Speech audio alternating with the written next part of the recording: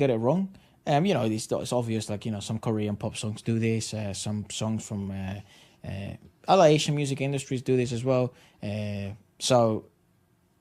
But this is such good examples of, like, this is probably the best one. But you know why? Of you can do different rhythms, you can do different beats, and them not feel out of place and not create that much listening resistance. But I think it's because it's not superficial. This is, again, this where... Yeah, but I don't know the fucking thing.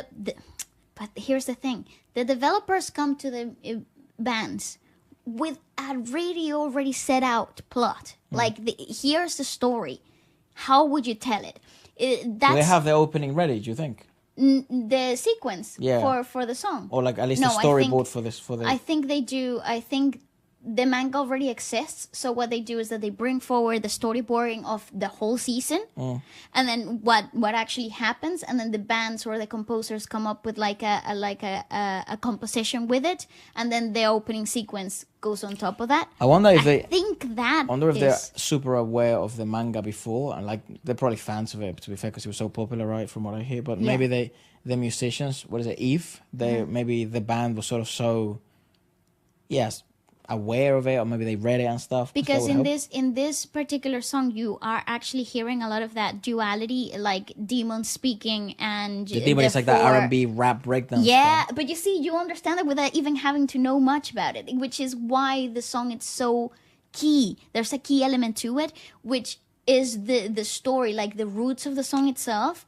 Like, I feel like in popular music, when you hear those cocktails, they're just so uncalled for because there's no roots, there's no essence for the change to be implemented. I agree, but also I think it's even more telling that I think even if I didn't know what Jujutsu Kaisen was, I would still consider this a good song, even though it has a cocktail nature. I think it's... The goodness of it comes because it has roots, it's grounded, you know?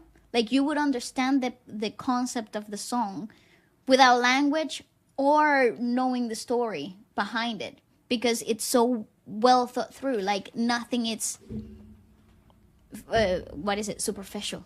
Yeah, I agree. I just think it's always just down to execution. Fuck the roots. It doesn't matter if I know the story or not. I just think it matters because you're still making changes, but you're still making changes congruent to what it would be. Like, for example, you're not listening to rock. You're listening to rock mixed with, like, alternative garage. Yes. That's what the drumming is doing. But now going from garage to hip hop and R&B is a lot easier because you already have the presence of, like, double hi-hats, triplets. You don't have 4 on the floor, but if you go, like, 4 on the floor and then you go to, like, hip hop, it feels kind of bizarre. That's what a lot of pop tracks try to do.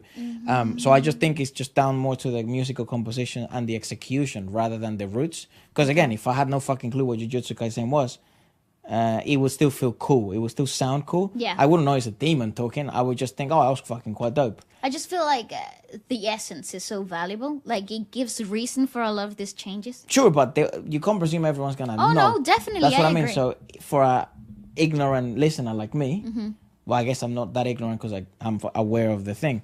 But if I played it to one of my mates, who probably don't know shit about this, they'll be like, "Oh, that was." I guarantee you, they'll remember the changes of beats. That's closer to the music that they listen to. Yeah, you know. So clever hard. though. Yeah. Sick composition.